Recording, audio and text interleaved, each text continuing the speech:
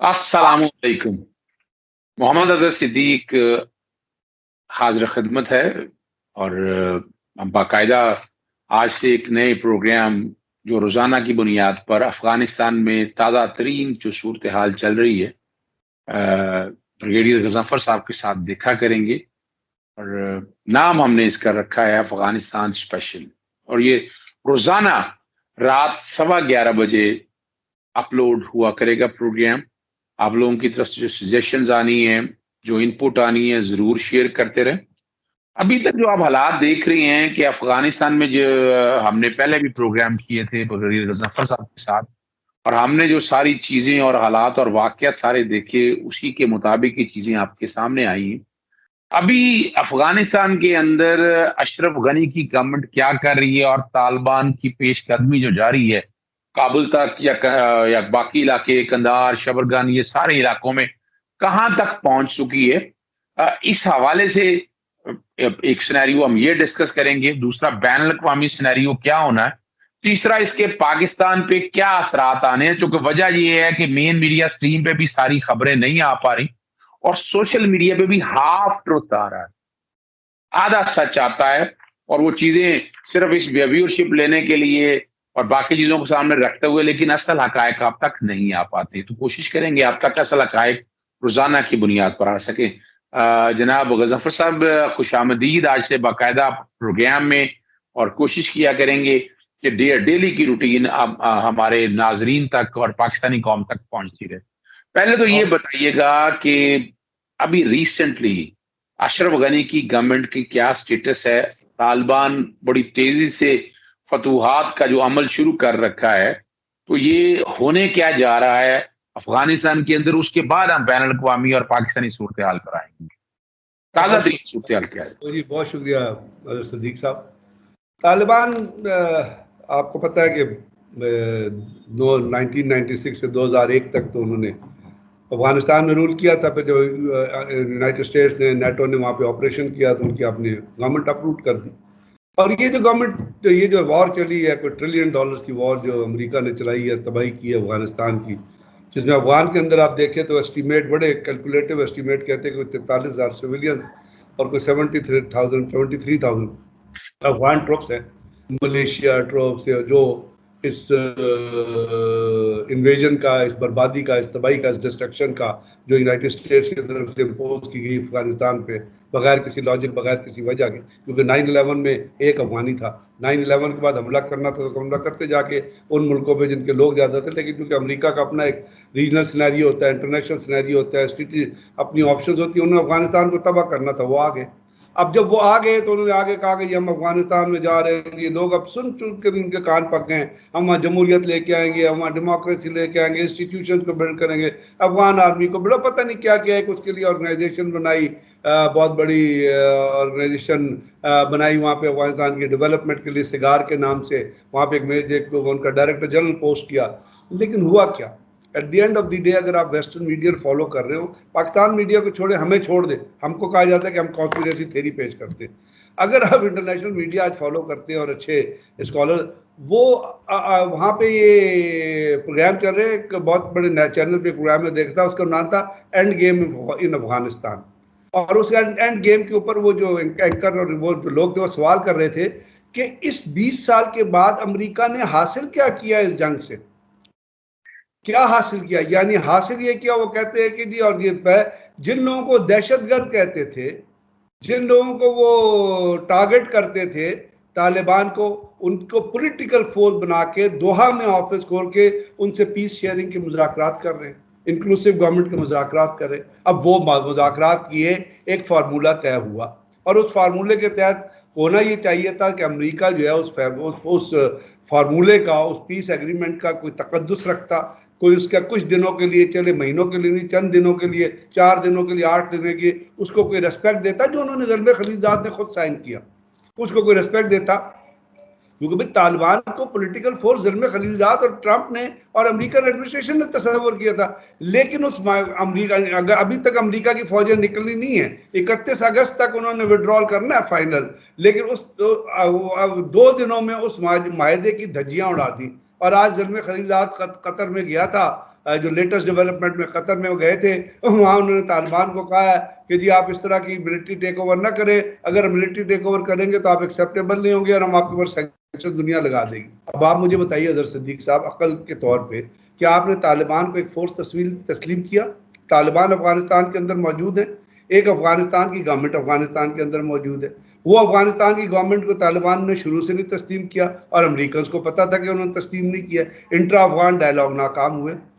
तालिबान के कहने पे अमेरिका ने जेलें खोल के अशरफ गनी की हुकूमत के दौरान वहाँ से जो कैदी उनके अंदर थे उनको रिहा किया या नहीं किया?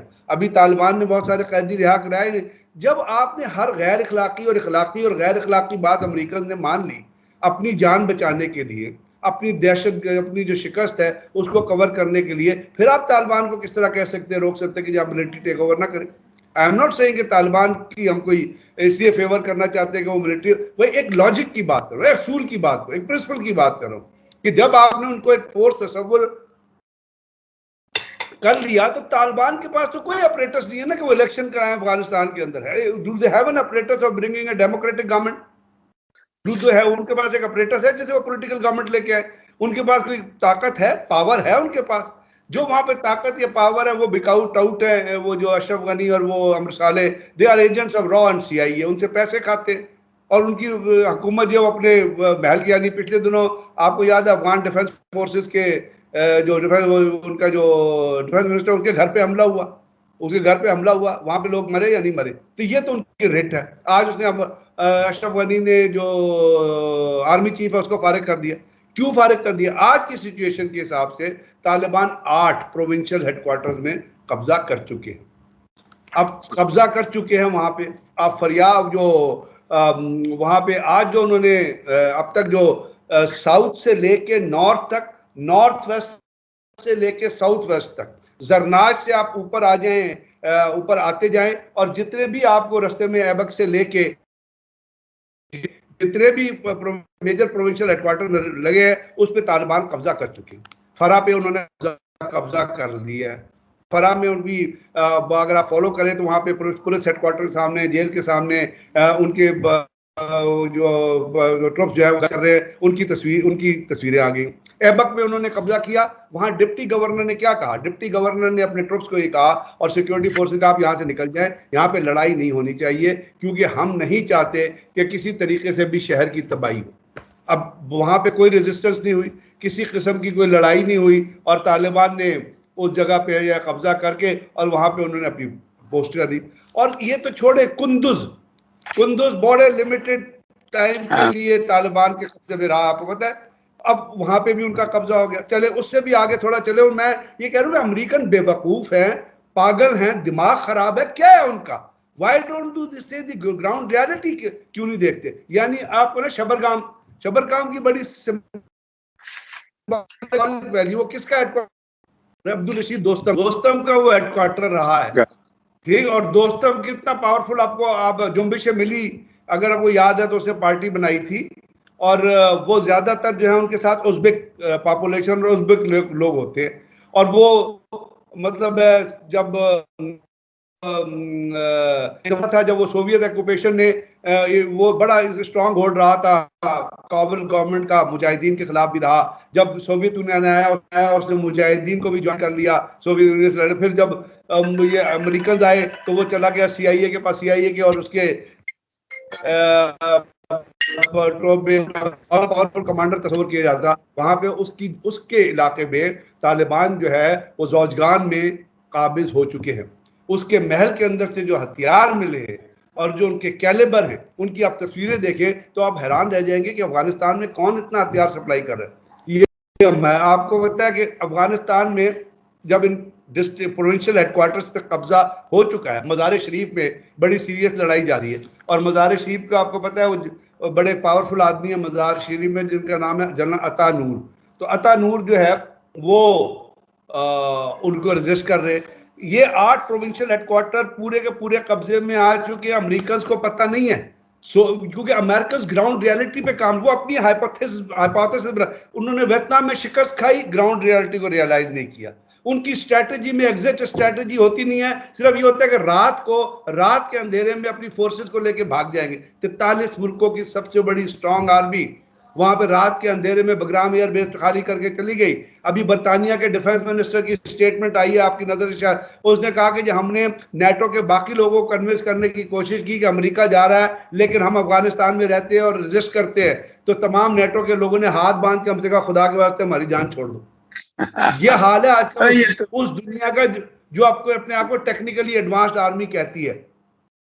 नहीं, वो तो एक बात है जफर साहब, समझ में आ गई है कि नेटो का हाल क्या हो गया, अमेरिका ने ये क्या कर दिया, नेटो में जितने लोग हैं उन सब का समझ आ रही है कि उनके लिए बड़ा मुश्किल है। और ये हम आप जैसे लोग ये सारे एक बात कहते थे कि अफगानिस्तान के अंदर इंडिया सॉरी अमेरिका या नेटो फोर्सेस कितना वक्त गुजारेंगी, जितना वक्त रहेंगी आने वाले उनके लिए हालात बहुत टाइट होते रहेंगे। अच्छा, अब यानी समझ ये आ रहा है कि ये कि अशरफ गनी की गवर्नमेंट तो तकरीबन खत्म होने के करीब आ चुकी।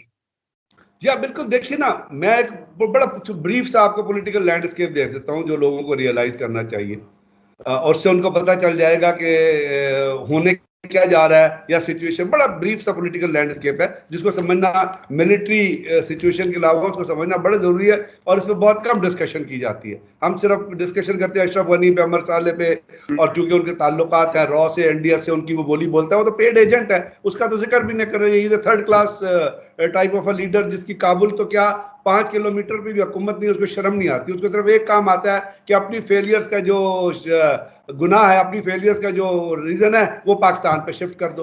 वो क्योंकि जो डेफिटिस्ट किस्म के, जो शिकस्त खोरदा किस्म की जहनियत होती है ना, याद रखिएगा ये असूल है, जो भी शिकस्त खोरदा जहनियत होगी, इंसान होगा, वो अपनी फॉलीज का ब्लेम जो है किसी दूसरे पे शिफ्ट करेगा, जैसे अमेरिका पाकिस्तान पे शिफ्ट करता है क्योंकि हार चुका है।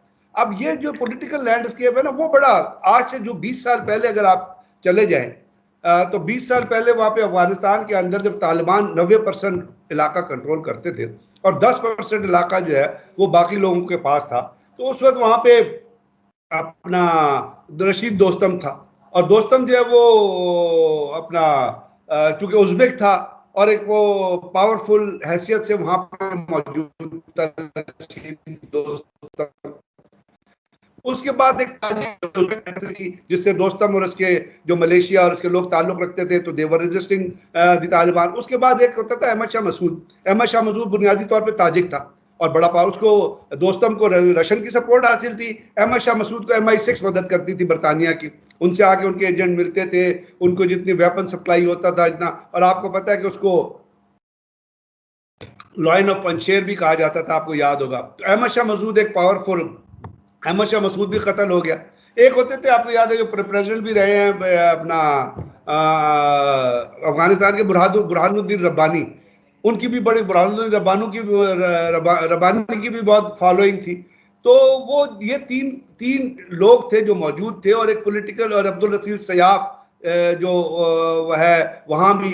तो ये लोग एक बड़ा इफेक्टिव वहां पे काम कर रहे थे। आज इनमें से दो जो हैं, बुरहानुद्दीन रब्बानी साहब और अहमद शाह मसूद, वो फौत हो चुकी है, वो मौजूद नहीं है, तो इनका कोई फॉलोइंग भी मौजूद नहीं है। अहमद शाह मसूद का बेटा है अहमद मसूद, जो अभी कह रहा है कि मैं अफगान फोर्सेस, लेकिन उसके पीछे इतने लोग नहीं खड़े हुए जितने इन लोगों के पीछे खड़े थे। अब जब ये, और अशरफ गनी का मैंने आपको बता दिया कि वो जितनी अशरफ गनी की, हामिद करजई की हुकूमत रही है, उस वक्त वहां पे इन्फ्लुएंस जो है पॉलिटिकल भी और मिलिट्री, वो नेटो का रहा है। अशरफ गनी खुद कोई काम नहीं करता था, तो नेटो की कमांड होती थी, वहां से जो भी ऑर्डर्स इशू होते थे। अमेरिकन जो डिक्टेशन, यानी अमेरिकन ने डिक्टेशन दी अशरफ गनी को कि जेलें खोलो और लोगों को रिहा कर दो, क्योंकि हमने तालिबान, उन्होंने जेलें खोली, बड़ा शोर मचाया, लेकिन जेलें खोली और तमाम लोगों को रिहा कर दिया। तो वहां पे इसलिए उसकी हुकूमत को कोई मानता नहीं है। अफगानिस्तान में सिर्फ वो जो 4 लोग उनके गिर्द बैठे होते हैं महल के अंदर, उसके अलावा अशरफ गनी को कोई एक्सेप्ट नहीं करता एज ए लीडर। और ये जो 3 पॉलिटिकली मैंने आपको इफेक्टिव लोग बताए, ये वहां मौजूद। अब जब यहाँ पे एक पावर वैक्यूम है, एक पॉलिटिकल वैक्यूम है, और वहां पे कोई ऐसा नहीं है जो रेजिस्ट करेगा तालिबान को, तो आप बताइए फिर क्या होगा। जनरल अत्ता का, मैंने जो एक इस्माइल है, जनरल इस्माइल जो इस्माइल खान है जो लड़ रहा है वहां पे, लेकिन इसके साथ साथ जो अभी जो मुल्ला उमर के बेटा है मौलवी याकूब, उसका भी आपने खत आ गया, अगर आपकी नज़र से गुजरा हो, जो सर्कुलेट कर रहा है। उसने कहा कि तालिबान जहाँ पे भी कब्जा करते हैं वहाँ पे दुकानें खोलें, लोगों की कन्फ्लिक्ट रेजोल्यूशन करें, लोगों को मारे ना। हाँ, उन्होंने तालिबान ने ये किया है कि जो वो पायलट जो अमेरिकन के साथ फ्लाई करते थे, उनमें से 9 गालिबन 9 के 8 पायलट्स को उन्होंने जो उनके ऊपर बमबारी कर रहे थे उनको उन्होंने एलिमिनेट कर दिया। उनको तो वहाँ पे जो लोग अफगानी अभी वहाँ पे जहाज उड़ाने के लिए पायलट्स मौजूद नहीं है। वहाँ पे इंडिया एक रोल प्ले कर रहा है डिस्ट्रक्टिव फोर्स का, एक ऐसी फोर्स का जो पूरे खत्ते के अमन को तबाह करना चाहती है। और इसके लिए बहुत ज़रूरी है आप जो दूसरी आज की अहम चीज़ है जो मैं बताना चाहूँगा इस तमाम चीज़ों के साथ कि अफगानिस्तान की सिचुएशन ये है कि 8 प्रोविंशियल हेडक्वार्टर्स पे कब्जा हो गया है। Ashraf Ghani has been relegated to 0। वहाँ पे ज़ल्मे खलीजाद ने मैसेज दिया तालिबान को कि जी आपकी मिलिट्री विक्ट्री एक्सेप्टेबल नहीं होगी। इसके साथ साथ जो प्रोपेगेंडा है वो नशर किया जा रहा है अफगानिस्तान से और इंडिया की हैक्ड साइड, इंडिया की आर्टिफिशियल साइड से। और उसमें अभी आपकी नज़र से भी शायद गुजरी हो वो खबर के पाकिस्तान ने का जो IPRI है ना, जो है अपना इस्लामाबाद पॉलिसी रिसर्च इंस्टीट्यूट जो है, इन्होंने एक अपना डिजिटल फोरेंसिक आर्म बनाया है और उसके अंदर इन्होंने एक G5 इंटरनेट ऑब्जर्वेटरी बनाई है। ये इस्लामाबाद रिसर्च इंस्टीट्यूट जो उन्होंने, और वो उसके जो मैपिंग डिस इंफॉर्मेशन होती है ना इन डिजिटल एज, इस एज में जो मैपिंग डिस इंफॉर्मेशन है और जो प्रोपेगेंडा होता है, जो अपना गलत खबरें बनाई जाती हैं, जो अपना सोशल मीडिया के जरिए दहशतगर्दी की जाती है, जिसमें इंडिया बहुत बुरे तरीके से इन्वॉल्व है और उनका बहुत काला चेहरा हुआ है डिजिटल में। आपको पता था बाहर भी जो साइट्स डिटेक्ट हुई थी, जिस पिछले दिनों लीक्स आई थी, उसके अंदर यूएन के इंप्रेशन को भी इन्फ्लुएंस करता। तो ये जो G5 इंटरनेट ऑब्जर्वेटरी है, इसने ये एक जो डिसइंफॉर्मेशन और प्रोपेगेंडा, और एक हैशटैग चल रहा है बड़ा पॉपुलर, जो एक हैशटैग चल रहा है सोशल मीडिया पे पाकिस्तान के खिलाफ, कि उसका हेडिंग है गालिबन अपना सैंक्शंस ऑन पाकिस्तान। तो उन्होंने इसको ऑब्जर्व किया कि 10 से 13 अगस्त के दरमियान इस हैशटैग में अफगानिस्तान से और इंडिया से कुछ ऐसी, मतलब है वो आप उसको कहें ट्विटर से जो कुछ हुए हैं, वो जो उसमें जो जितनी ट्विटर से जितनी हैशटैग या जितनी ट्विटर अकाउंट ट्विटर चीजें बूस्ट हुई है, वो तमाम की तमाम जो है वो बूट मशीन जो होती है ना, जिनको आप ऑटोमेटिक लगा देते हैं, जिनमें कोई इंसान, उस बूट मशीनों से वो हैशटैग किए गए और उनके तमाम जो बैकग्राउंड जितना है वो अफगानिस्तान के अंदर से और इंडिया के अंदर से मिलते हैं।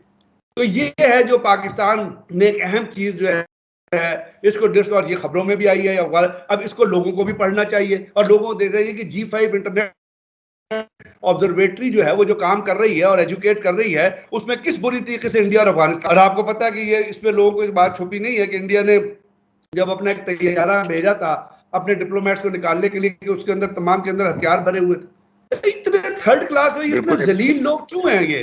अगर सही मुझे समझ नहीं आती कि इतनी कमीनगी क्यों है, इतने झूठे क्यों हैं, इतने रियाकार क्यों हैं इंडियंस लीडरशिप जो है। क्या इनका कोई माँ बाप नहीं थे जिन्होंने इनको ट्रेनिंग दी है? इन्होंने किसी स्कूल में ट्रेनिंग, इनको कोई अखलाकियात की ट्रेनिंग दी गई? ये लोगों को मारने में क्या फख्र महसूस करते हैं? नरेंद्र मोदी जो है इतनी बड़ी दाढ़ी बना के इंसानों का खून पी के वो तो एक भेड़िया की तरह नजर आने लगा है, शक्ल से भी वो भेड़िया नजर आने लगा। तो ये जो चीजें कर रहे हैं, ये हैं जो अफगानिस्तान का माहौल और खराब कर रही है। जी जफर साहब, अभी जो हालात और वाकयात चल रहे हैं वो समझ तो आ रही हैं चीजें बहुत सारी। मिसाल के तौर पर कोई 3 दर्जन के करीब बच्चे मार दिए, तो कोई तकरीबन 200-250 के करीब जो लोग हैं। ये मैं लेटेस्ट जो आजकल की वाकयात बता रहा हूँ कि वो अपना वो हालात कर दिए। वो कुंदस वगैरह के बारे में, कंधार का और लश्करगाह के हवाले से आपने सारी सूरत हाल बता दी, ठीक है ना जी। और आरफ जलाली जो हैं होटल ऑफ अपना हेरात जोनल हॉस्पिटल ने, उन्होंने कहा कि 36 लोग मारे गए हैं, 220 जख्मी हैं 11 दिनों के अंदर। उसमें खवातीन भी हैं, चिल्ड्रन भी हैं। और हमें अब ये सारी चीजों को जो हम देख रहे हैं, नजर तो यही आ रहा है कि, और नजर ये मैं कह दूं कि दीवार पे लिखा हुआ है कि अशरफ गनी के तो हालात यहाँ है नहीं। अशरफ गनी तो यहाँ से भागेगा और भाग के अच्छा, उन सारी चीज़ों को आप जो देखते हैं, एक साथ ही मैं चीज़ मिला लेता हूँ, आपने वो अफ़गानी सफ़ीर की लड़की वाला मामला भी देख लिया, कि वो भी बड़ी पूरी प्लानिंग के साथ उन्हें भी नज़र आ रहा था क्या है, वो हालात और वाक़यात ऐसे बनाए कि बजाए यहाँ ठहरने के उन्होंने भी जाके सियासी पनाह ले ली, भागे यहाँ से और ये ड्रामा सारा जनरेट किया। अब हम आते हैं इस बात की तरफ कि आप क्या देख रहे हैं कि बैनुल-अक़वामी तौर पर इस सारे मामले को क्या देखेंगी और पाकिस्तान पे इसके क्या असरात होंगे? अज़र साहब, जहाँ तक आपने बयान किया डॉक्यूमेंट कैजुअलिटीज़ का, तो ये तो एक चीज़ है, क्योंकि यूनाइटेड नेशंस यूएन यूएन का एक मिशन है अफगानिस्तान के अंदर, UNMA, United Nation Assistance Mission Afghanistan, वो भी डॉक्यूमेंट कर रहे हैं इन तमाम चीज़ों को जो आप बयान फरमा रहे हैं। और नेचुरली अब देखिए ना, इसको एक ब्रॉडर पर्सपेक्टिव में अगर आप देखेंगे तो ये जो कैजुअलिटीज रहती हैं लोगों की, ये सिर्फ एक साइड से नहीं हो रही, आपके तालिबान ही लोगों को मार रहे हैं। अब जब अमेरिकन बमबारी करते हैं, B-52 जाता है बमबारी करने के लिए, और अमेरिकन तैयारे, तो वो क्या, वो ऊपर से फूल फेंकते हैं। वो जब गिरते हैं तो आपको पता है बम जब गिरता है तो बम ये तो नहीं देखता कि वो तालिबान खड़ा हुआ है वहां पे, या नीचे अफगान फोर्सेज का आदमी खड़ा है, सिविलियन खड़ा है, और फिर एक बम का कोलैटरल डैमेज होता है। यानी हर बॉम्ब का एक रेडियस ऑफ मतलब इन्फ्लुएंस होता है, या उसका एक टारगेट, मार का इलाका जिसको हम कहते हैं, वो होता है। उसमें जो आएगा आदमी वो या तो जख्मी होगा या वो अपना मारेगा। तो ये दोनों साइडों से ये चीजें हो रही, इसलिए अफगानिस्तान की सिचुएशन बड़ी, अब अमेरिकन या अस्पतालों पे बमबारी करते हैं, उनका लॉजिक क्या लेते हैं कि जी अफगानिस्तान वाले जब वह तालिबान जाके जो है वो अस्पतालों के अंदर पनाह ले लेते। वैसे अब रियलिस्टिक के लिए देखे और चीजों को देखे, ब्रुटैलिटी आपको पता है, अमेरिका ने अफगानिस्तान में इराक के अंदर जो तबाही उन्होंने फेरी, अबू गरीब की जेलें आज तक रोती है अमेरिकन मजालिम से। और वही, यानी आप वो देखें ना, यहाँ उन्होंने एक और लोगों को समझ नहीं आई, एक और उन्होंने स्ट्रैटेजी खेली है, एक मास माइग्रेशन की जो स्ट्रैटेजी होती है, यानी वो अफगानियों को जो वीजा देंगे अमेरिका जाने के लिए, वो अफगानिस्तान के अंदर से नहीं देंगे, वहां पे उन्होंने मिशन बंद कर दिया। अब वो क्या चाहते हैं कि लोग बाहर किसी मुल्क में जाए और अप्लाई करें, और बाहर मुल्क को उनको पता है टारगेट क्या होगा, या टर्की होगा या पाकिस्तान होगा। टर्की ने एक बॉर्डर लगा दिया है, एक वॉल बना दी है जिसके क्रॉस जो है लोग बैठे हुए हैं और वो आने नहीं दे रहे, पाकिस्तान भी नहीं आने। अब जब आप आने नहीं देंगे, यानी महाजिन को अपने बॉर्डर, तो नुक्ता चीनी क्रिटिसिज्म किस पे आएगा? क्रिटिसिज्म फिर उन मुल्कों पे आएगा जो महाजिन को, और वो चाहते हैं कि इस तरह पाकिस्तान और टर्की बनना हो।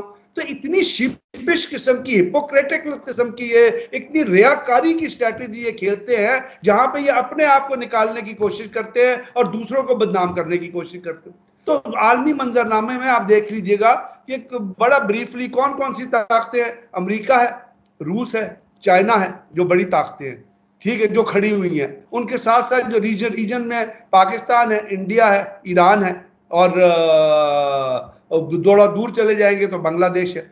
अब यहाँ पे जो ये ममालिक जो खड़े हुए हैं, जो इन रीजन में खड़े हुए हैं, इनमें आप देख लीजिए इंडिया का क्या किरदार है। इंडिया इज ए स्पॉइलर, वो अफगानिस्तान का अमन तबाह कर रहा है। वहां उसने रॉ के बनाए हुए थे, सेफ हाउसेस बनाए हुए थे। रॉ और एनडीएस और मोसाद, जो इजराइल की इंटेलिजेंस एजेंसी है, वो मिलकर पाकिस्तान में टारगेटेड और दहशतगर्दी के ऑपरेशन करते थे। उन दहशतगर्दी के ऑपरेशन का जो जाविया था, वो पाकिस्तान के अर्बन एरियाज भी थे, और बलूचिस्तान के अंदर बरामदात मुफ्ती और हरब यार मरी को जो उन्होंने होस्टेज करके रखा और बना और अपने पास रखा, वो अफगानिस्तान ने रखा। अफगानिस्तान ने उसको ट्रैवल परमिट जारी किए, वो इंडिया में गया, इंडिया उनको रॉ उनको पैसे देती है। तो रीजन में इंडिया ये रोल प्ले कर रहा है। ईरान कोशिश कर रहा है कि वो तालिबान के साथ रप्रोचमा करके रहे। इसीलिए आपने देखा तालिबान ने, उन्होंने एक मीटिंग हुई ईरान में तालिबान की और ईरान के लीडरशिप की, और ईरान की लीडरशिप ने हजारत को कहा कि आपने तालिबान के खिलाफ नहीं हमला। तालिबान ने भी जवाब दिया। उन्होंने वो जो वहां पे अगर आप देखें, जो ये जो है कोहे बाबा माउंटेन्स जो हैं, वो वेस्टर्न फ्रिंजेस पे जो अफगानिस्तान हिंदू कश के सेंट्रल अफगानिस्तान में जहां हजारत आबाद है, उन्होंने वहां पे एक शिया गवर्नर लगा दिए जिनका नाम मुजाहिद मुजद्दी है, कुछ उनका नाम है। तो वहां पे आपने देखा हजारा की तरफ कोई जंग होती है, तो ईरान ये रोल प्ले कर रहा है कि जी वो इस खत्ते में। बाकी जो उन तालिबान को वो दे दा रहे होंगे ये अलग बात है, लेकिन रोल ये प्ले कर रहे हैं क्योंकि ईरान तालिबान का ईरान का एक सेंटर पॉइंट बनता है अमेरिका, क्योंकि अमेरिका तालिबान को, ईरान को प्रेशराइज करने की कोशिश करता है और मुस्तकबिल माजी में जो कुछ हुआ आपको पता है। अमेरिका जब यहाँ से रशा ये नहीं चाहता कि सेंट्रल एशियन रिपब्लिक में किसी तरह तालिबान का असर आए, उज्बेकिस्तान, ताजिकिस्तान, क्योंकि रशिया उनको बॉर्डर करता है, इसलिए रशिया के अंदर तालिबान की मीटिंग भी, और रशियन कोशिश कर रहा है कि तालिबान के को जो है वो मिलिटरी भी मना करे और वहां पे कोई रोल भी पेश करे पीस बिल्डिंग के अंदर। चाइना ने जो है वो तालिबान के साथ मीटिंग की और तालिबान को बुलाया भी, और वो ये चाह रहे हैं कि तालिबान के साथ एक कुछ ऐसा उनको कन्विंस करें कि वहां पे कोई पॉलिटिकल इंक्लूसिव गवर्नमेंट बाकी ग्रुपों को शामिल करके आ जाए। लेकिन जो पहले मैंने आपको पॉलिटिकल लैंडस्केप बताया, उसमें जब शबरगंज पे कब्जा हुआ तो दोस्तम जो है वो काबुल में बैठा हुआ था। वो उसका रोल क्या है? अब्दुल्ला आपको कहीं नजर आ रहा है पूरे सिनेरियो में कोई उसकी स्टेटमेंट? अब्दुल्ला पूरे सिनेरियो से इसी तरह बाहर है जिस तरह शहबाज शरीफ जो कश्मीर के इलेक्शन से बाहर थे। तो मतलब वहां पे अब्दुल रसूल सयाफ को आप देख ले, उसकी कोई आपको, हालांकि उसकी इन लोगों की पार्टी है अपनी जमीयत इस्लामी और जुम्बिश मिल्ली, लेकिन उनका कोई रोल नजर नहीं आ रहा।